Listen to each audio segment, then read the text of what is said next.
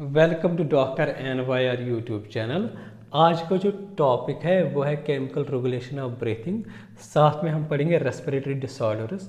Last में video में हमने पढ़ा था ये जो ब्रीथिंग का जो रेगुलेशन होता है वो ब्रेन के डिफरेंट रेस्पिरेटरी सेंटर्स कैसे उसको रेगुलेट करते हैं वो हमने उस वीडियो में पढ़ा है।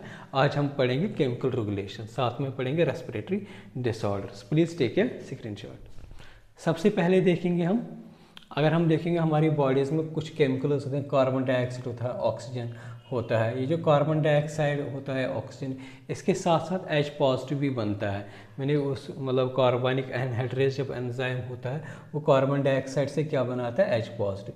ये जो तीनों जो होते हैं लगभग H पॉजिटिव भी बनता है कार्बन डाइऑक्साइड की, कि एक तरह के केमिकल्स हमारी बॉडी में प्रेजेंट होते हैं। तो इनको रिसीव करता है, इनके जो मॉनिटर होते हैं एक कुछ रिसेप्टर्स होते हैं तो उनको बोलते हैं कीमो रिसेप्टर्स, ठीक है ना। तो ये जो कीमो रिसेप्टर्स जो होती हैं इनकी लेवल को दो लोकेशंस पे हमारे दो तरह के जो कीमो रिसेप्टर्स जो होते हैं हमारे बॉडी में प्रेजेंट होते हैं वो दो जगह पे इनको मॉनिटर करते हैं। एक होता है सेंट्रल कीमो रिसेप्टर्स, दूसरे होते हैं पेरिफेरल कीमो रिसेप्टर। सबसे पहले हम देखेंगे सेंट्रल कीमो रिसेप्टर्स क्या होते हैं। हमारा ब्रेन का अगर आप लोगों को दिख रहा होगा, ये ब्रेन होता है। ब्रेन के बिल्कुल ये वाला जो पोर्शन होता है इसको बोलते हैं ब्रेन स्टेम। ब्रेन स्टेम के बिल्कुल इस पोर्शन को क्या बोलते हैं, पोनस। पोनस के नीचे वाले पोर्शन को बोलते हैं मेडुला ऑब्लांगेटा, ठीक है ना। ये हो गया यहाँ पे सेरेबेलम और ये सेरेब्रम हो गया, ठीक है ना। तो अगर हम देखेंगे जो मेडुला ऑब्लांगेटा यहाँ पे प्रेजेंट होता है, जस्ट इसके नीचे होता है स्पाइनल कॉर्ड आएगा। तो यहाँ पे प्रेजेंट होता है इस मेडुला ऑब्लांगेटा में एक chemo receptors, central chemo receptors present होता है। तो ये जो कंसंट्रेशन, किस केमिकल का कंसंट्रेशन मॉनिटर करेगा, इसकी लेवल बराबर रहेगी या कम है या ज़्यादा है, तो उसको ये वाला चीज़ जो होती है ना ये मॉनिटर करता है। ये जो प्रेजेंट होता है मेडुला ऑब्लांगेटा, तो ये इसको कहाँ पे मॉनिटर करेगा, CSF। ये CSF का मतलब क्या होता है, सेरेब्रो स्पाइनल फ्लूइड। जो ब्रेन और हमारे स्पाइनल कॉर्ड में जो फ्लूइड होता है उसी को बोलते हैं CSF, सेरेब्रो स्पाइनल फ्लूइड। तो वहाँ पे जो H पॉजिटिव की कंसंट्रेशन कम हो जाएगी, ये partial pressure of carbon dioxide जो होता है इसका लेवल ऊपर नीचे जो हो जाएगी, इसकी जो चेंज हो जाएगी वो यही सेंट्रल कीमो रिसेप्टर्स उसको मॉनिटर करते हैं। तो ये जो सेरेब्रल स्पाइनल फ्लूइड जो है इस स्पाइनल कॉर्ड में भी प्रेजेंट होता है। दूसरा जो होता है कीमो रिसेप्टर, इसका नाम होता है पेरिफेरल कीमो रिसेप्टर्स। ये है अगर हम देखेंगे एरोटा, ठीक है ना, एरोटा जो होता है इस तरीके का एरोटा होता है और कफ एरोटा होता है। ये जो एरोटा होता है यहाँ पे कुछ कीमो रिसेप्टर्स प्रेजेंट होते हैं, तो उन कीमो रिसेप्टर्स को बोलते हैं एरोटिक बॉडीज। तो ये इसके वॉल्स में, एरोटा के वॉल्स में ये प्रेजेंट होता है। ये बिल्कुल जो होते हैं ओवल शेप्ड न्यूडुलस होते हैं, वो बिल्कुल ओवल शेप्ड न्यूडुलस प्रेजेंट होते हैं एरोटा पे, एरोटा आर्क पे, तो इसी को बोलते हैं एरोटिक बॉडीज, ठीक है ना। दूसरा जो होता है कैरोटिड बॉडीज। ये कैरोटिड बॉडीज जो होते हैं ये भी ओवल शेप्ड प्रेजेंट होते हैं। जो हमारी कैरोटिड आर्टरी होती है यहाँ पे नेक पे, यहाँ पे प्रेजेंट होता है, तो उसी को बोलते हैं कैरोटिड बॉडीज। तो ये जो कैरोटिक बॉडीज और एरोटिक बॉडीज जो होते हैं, अगर हम देखेंगे ये किसको मॉनिटर करते हैं, किस केमिकल को मॉनिटर करते हैं, partial pressure of oxygen, H positive, partial pressure of carbon dioxide. लेकिन हमने यहाँ पे देखा है ना ये ब्लड को मॉनिटर करता है। ब्लड में किसको मॉनिटर करता है, H पॉजिटिव कंसंट्रेशन और partial pressure of carbon dioxide. लेकिन जो ये पेरिफेरल कीमो रिसेप्टर्स जो होते हैं ये किसको करते हैं, पार्शियल प्रेशर ऑफ ऑक्सीजन, ये H positive concentration, partial pressure of carbon dioxide, और लेकिन कहाँ पे करते हैं, ब्लड में। ये बहुत इंपॉर्टेंट है, ये CSF में करता है, ये ब्लड में करता है। इस तरीके से हमारे ब्रेन का भी H पॉजिटिव डिफरेंट केमिकल्स जो होते हैं, जब हमने देखा है ग्राफ्स पढ़े हैं, जो पार्शियल प्रेशर बढ़ेगा तो क्या असर पड़ता है, जो partial pressure of carbon dioxide या ऑक्सीजन का बढ़ेगा तो उससे क्या ब्रीथिंग पे क्या इम्पैक्ट पड़ेगा, तो वो बहुत इंपॉर्टेंट है। इनको मॉनिटर कौन करता है? ब्लड में ये पेरिफेरल कीमोरिसेप्टर्स करते हैं, और हमारे जो ब्रेन में जो होता है वो ये करता है सेंट्रल कीमोरिसेप्टर्स। इसके बाद हम देखेंगे रेस्पिरेटरी। तो दूसरा जो टॉपिक है हमारा वो है रेस्पिरेटरी डिसऑर्डर्स। सबसे पहले हम देखेंगे अस्थमा, या इसको आस्मा भी बोलते हैं। इसका मतलब क्या होता है? जो एयरवेज आते हैं हमारे, जो ये एयर सैक्स हैं, या इनको बोलते हैं एल्वियोलस, ठीक है ना। तो ये एयर सैक्स होते हैं, यहाँ पे क्या होता है? गैसेस एक्सचेंज, जो कार्बन डाइऑक्साइड और वाटर, जो कार्बन डाइऑक्साइड और ऑक्सीजन जो होता है, इसकी एक्सचेंज यहाँ पे इन एल्वियोलस में होता है।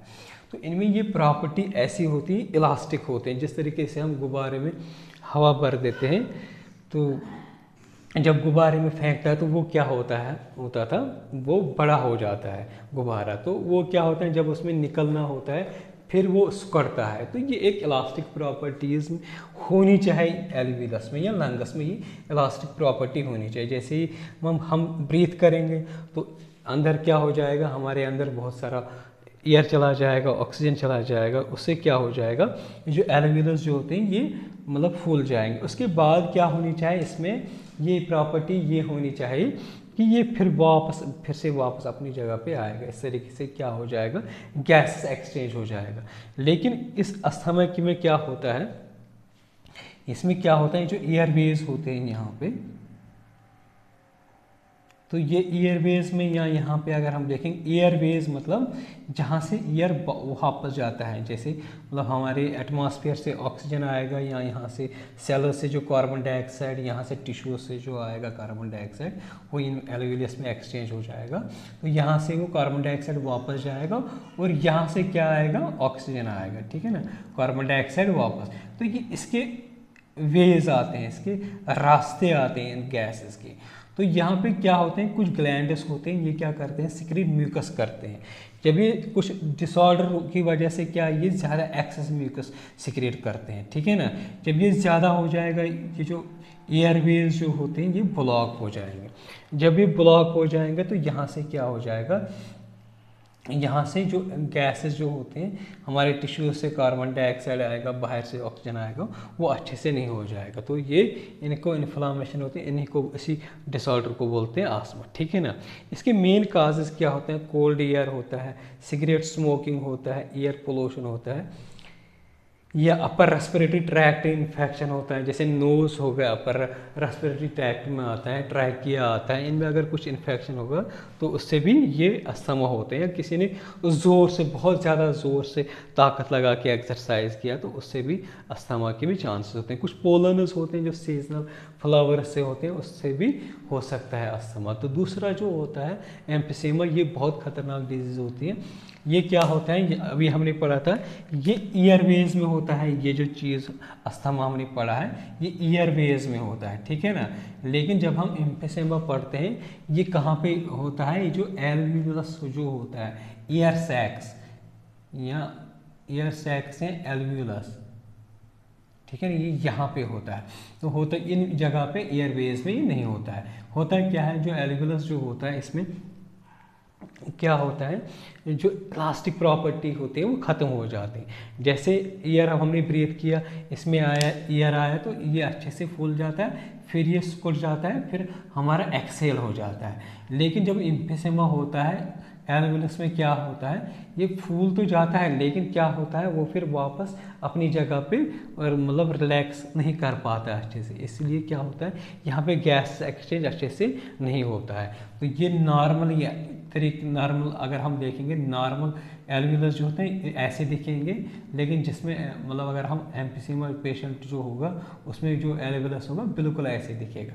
उनमें जो होता है मतलब रिलैक्स या जो इलास्टिसिटी जो होती है, ये बॉल जो होता है एल्वियोलस, यहाँ पे क्या होती है, वो इलास्टिसिटी खत्म होती है। दूसरा इंपॉर्टेंट डिजीज़ है ऑक्यूपेशनल लंग डिजीज़।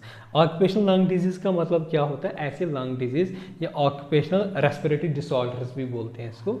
ये ऐसे डिसऑर्डर्स होते हैं जो हमें हमारे काम की वजह से होता है। ये एक ही डिजीज़ नहीं होता है, ये ग्रुप ऑफ डिजीज़ होता है। तो ये कैसे, मतलब किस तरीके से ये मतलब हमारे लंग्स को इफ़ेक्ट करता है, जो पर्सन, जो इंसान अपने जब मतलब किसी एरिया में किसी मतलब फैक्ट्री में काम करता है वहाँ पे, तो वहाँ पे जो एटमॉस्फेरिक पोल्यूटेंट्स जो होते हैं वो इनहेल करने से होता है। तो इसकी कंडीशंस क्या होता है, लॉन्ग एक्सपोजर होते हैं। जैसे हम कहीं पोल्यूटेड एरिया में जाएंगे थोड़ी देर के लिए, उससे नहीं होता है, लंग्स हमारे वो रिकवर करते हैं। लेकिन जब हम लॉन्ग एक्सपोजर उस पोल्यूटेंट से रहेंगे, बार बार हम मतलब पोल्यूटेड एयर लेंगे तो उससे होता है। दूसरा कंडीशन क्या, हाई कंसंट्रेशन ऑफ पोल्यूटेंट्स, जो हमारे अंदर जाता है उसकी ज़्यादा कंसंट्रेशन होनी चाहिए।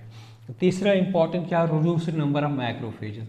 जब हमने एल्वियलस पढ़ा है, एल्वियलस में क्या होता है, बहुत सारे सेल्स जो होते हैं वो पोल्यूटेंट्स को, डस्ट को खाते हैं, इनको बोलते हैं मैक्रोफेजेस। अगर ये कम होंगे तो उससे भी क्या होता है, ये ऑक्यूपेशनल डिजीज़ के चांसेस होते हैं। तो इसमें कुछ डिजीज़ मैंने यहाँ पे मेंशन किए हैं, उसमें से सबसे पहले निमोनियोकोनोसिस होता है एक। तो ये कैसे होता है, जब कोई भी पर्सन जो होता है, मतलब कोई आदमी डस्ट जो होता है, कोल डस्ट एरिया, मतलब जैसे किसी कोल माइंस में कोई आदमी काम करेगा, वहाँ पे कोल डस्ट इनहेल करेगा, तो उससे ये निमोनियोकोनोसिस होता है। दूसरा जो होता है सिलिकोसिस। सिलिकोसिस का मतलब क्या होता है, जब हम मतलब ऐसे जैसे सैंडस्टोन हो गया, गोल्ड, टिन, कॉपर, ग्लास या पोल्ट्री इंडस्ट्रीज जो होती है ना, यहाँ से ज़्यादा जो होता है डस्ट निकलता है, उस डस्ट में क्या होता है, सिलिकॉन होता है। तो उसको हम लॉन्ग टर्म यूज़ मतलब इनहेल करेंगे उस सिलिकॉन को, उससे क्या हो जाएगा, हमारा रेस्पिरेटरी डिसऑर्डर हो जाएगा, उसको बोलते हैं ऑक्यूपेशनल लंग डिजीज़। तो उस ऑक्यूपेशनल लंग डिजीज़ को बोलते हैं सिलिकोसिस। सिलिकोसिस का मतलब होता है हमने इनहेल किया है सिलिकॉन जो आया है किस डस्ट से आया है, जब हम कोई मतलब सैंडस्टोन में इंडस्ट्री में काम कर रहे हैं, ग्रेनाइट पत्थर में सिलिकॉन होता है, या उसमें मतलब उसमें हमारे लंग से या पोल्ट्री वर्क से या ग्लास वर्क में भी सिलिकॉन आता है, जब हमने उसको इनहेल किया है तो सिलिकोसिस हो जाता है। दूसरा जो होता है एस्बेस्टोसिस। तो ये किससे होता है, एस्बेस्टोस फाइबर, जैसे शीट होते हैं ना, कोई एक प्लास्टिक शीट होते हैं, लेकिन कुछ ऐसे भी शीट होते हैं जो बिल्कुल फाइबर टाइप के रहते हैं। तो वो जो शीट बने होते हैं वो बने होते हैं एस्बेस्टोस फाइबर के। तो ये जो यहाँ पे मतलब कोई काम करने वाले जो होते हैं ना, बहुत समय तक वो काम करेंगे यहाँ पे, वो क्या, उनको क्या होता है, उनको ये एस्बेस्टोस फाइबर्स जो है ना हमारे लंग मतलब उनके लंग्स में चले जाते हैं, उससे क्या होता है, एस्बेस्टोसिस होता है। दूसरा होता है बायोसिनोसिस। तो ये क्यों होता है ये डिजीज़ जो होती हैं, ये जब हम कॉटन जो होता है, जब हम मैट्रेस मतलब जो होते हैं हमारे रज़ाई बनाते हैं, तो वहाँ पे जो रज़ाई या कोई कॉटन या कपड़े बनाते हैं, बड़े बड़े कॉटन के कपड़े बनाते हैं, इंडस्ट्रीज में होते हैं, वहाँ पे कॉटन के फाइबर्स लंग्स में चले जाते हैं। या फ्लैक्स एक और प्लांट होता है, उसके भी फाइबर्स हमारे लंग्स में चले, या हेम्प जो होता है इसके भी फाइबर्स लंग्स में चलने से बायोसिनोसिस होता है, ठीक है ना।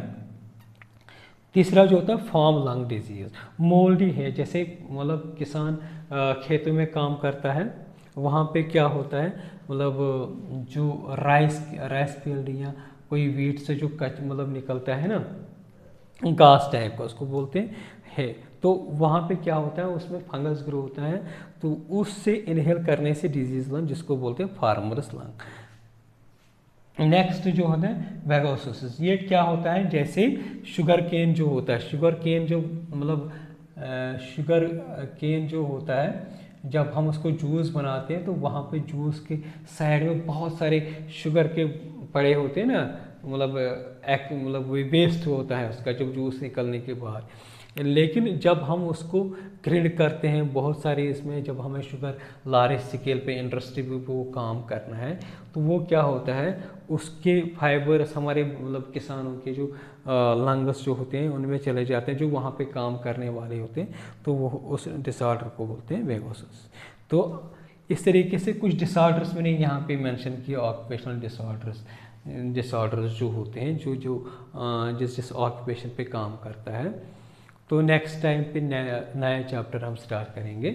अगर आप लोगों को हमारा ये वीडियो अच्छा लगा होगा, प्लीज़ इस चैनल को सब्सक्राइब कर दीजिएगा, वीडियो को लाइक एंड शेयर कर दीजिएगा। Thank you very much.